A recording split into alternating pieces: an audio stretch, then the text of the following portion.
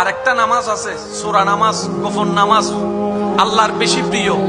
এই নামাজটা কোনটা আমি শুনি না, একটু সবাই মিলে বলেন। তাহাজ্জুদ পড়া কি ফরজ? ফরজ নয়, কিন্তু আল্লাহর বেশি প্রিয়। 5 ওয়াক্ত ফরজ, আল্লাহর ভালো লাগে বান্দা পড়লে, কিন্তু তাহাজ্জুদ পড়লে আল্লাহ আরো বেশি খুশি হয়। ব্যাপার কি?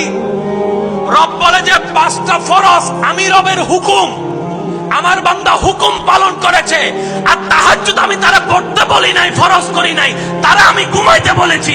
সে আমার রাজি করার জন্য নিজের ঘুমকে হারাম করে না হয় চাই নামাজে দাঁড়ায় গিয়েছে। সেজন্য নফল ইবাদত আল্লাহর বেশি প্রিয়। সুবহানাল্লাহ। আমি শুনি না রাজুলে রবের সান্নিধ্যের যে বিষয়টা, শুধু এই শব্দটার দিকে যাওয়ার চেষ্টা করছি। 5 ওয়াক্ত পড়লে আল্লাহ যতটুকু খুশি হয় বান্দার উপর, 5 ওয়াক্ত পড়ার পরে যারা গোপনে তাহাজ্জুদ পড়ে তাদের উপর আল্লাহ আরো বেশি খুশি হয়। সুবহানাল্লাহ।